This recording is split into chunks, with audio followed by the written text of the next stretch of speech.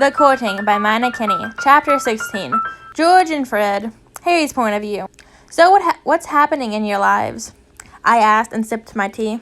Well, Pans disowned us, so we finally got our own votes and we're expanding. A new shop in Ireland interested in a job, Harry? We were always hiring sexy people. They joked. Oh, and can you find a new name?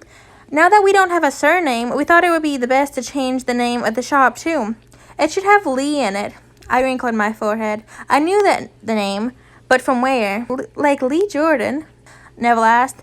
Exactly, my friend. We want to name the shop after our husband. I opened my eyes and stared at them. Why didn't you invite us to the wedding? We didn't invite anyone. Lee doesn't like people a lot. He's mostly scared of them. We courted him for 2 years until he said yes. I nodded slowly. We heard a little bell ring from downstairs.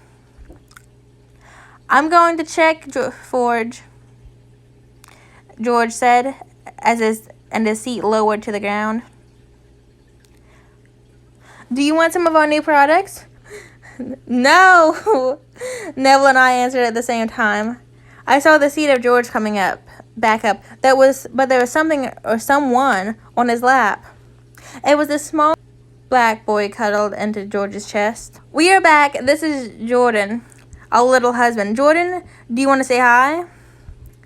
Fred introduced us. Jordan shook his head, and Bird even wanted George's robes. It's okay. I'm Harry Jordan. Nice to meet you, I said, and Neville introduced himself afterwards. But Jordan didn't move, so we talked about business again. So, would you sell us your products? I asked.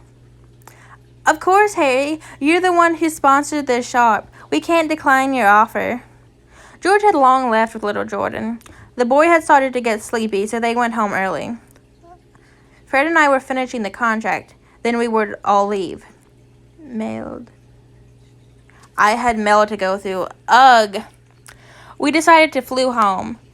We were too tired to fly. We found an agitated Tom Riddle at home. We had stayed out long, and he was getting scared over our health. After changing into PJs, I started opening letters and took out my checking card. 1. What is my favorite holiday? Christmas/Yule. 2. What is my favorite dish? Trestle tart. 3. What is my favorite drink? Green tea with lots of sugar. 4. What is my favorite wizard? None. 5. Which Hogwarts house was I in? Gryffindor. Duh. 6. When is my birthday? 31st of July, 1980. 7. What is my favorite color? Crimson or dark red is acceptable. What is the best present I received from you? Different. 9. Chocolate frogs or Betty Bart beans? Why decide when you can have both? 10. Which direction do my wings point? Down. 11. What is my favorite hobby? Reading. 12. What is my best subject in school? Magical creatures. DADA is also acceptable. 13. What is my favorite subject? History and magic. 14. What is my opinion on vampires? Ask before you turn someone. They should try to keep the conflicts with the werewolves at a minimum. 15. Do I wear earrings? Yes. 16. Do I have tattoos? No. 17. What is my shoe size? 18 and a half. 18. What is my favorite band/composer?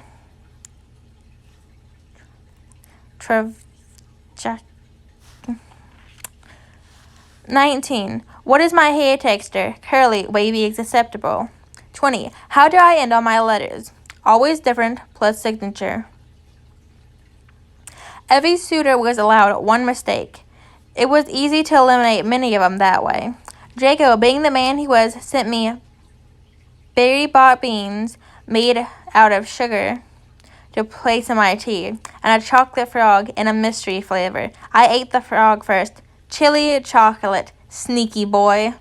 I ate it all and checked over his letter while placing 5 beans in my teacup.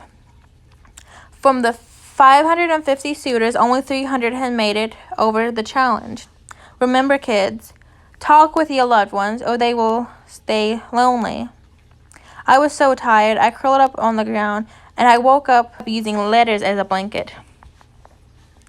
Harry, stand up. You aren't even half finished. We need to pack the presents. talk with your parents, and go to the Death Eater meeting. Neville stormed into the room and started cleaning up. So we finished together and left to the Death Eater meeting. It wasn't interesting, and I was too tired to listen. Isn't that so, Harry? Father asked, and I just nodded. Neville didn't seem bothered by the little sleep he got. How could he even be a submissive? He seemed so, well, dominant. How hardcore must his fiancée be then? A fucking bodybuilder? Harry, are you okay? Mother asked. I'm just tired, Mother, I answered and tried to keep my eyes open. That's what I thought. Your body isn't meant to have little sleep. You should sleep at least 10 hours per day. You aren't able to draw energy from your creatures at the moment. You will go back to 8 hours when you get your mate. Didn't I tell you that? He asked, and I nodded vaguely. Come on, little one, let's go home. I was really tired. End of chapter 16.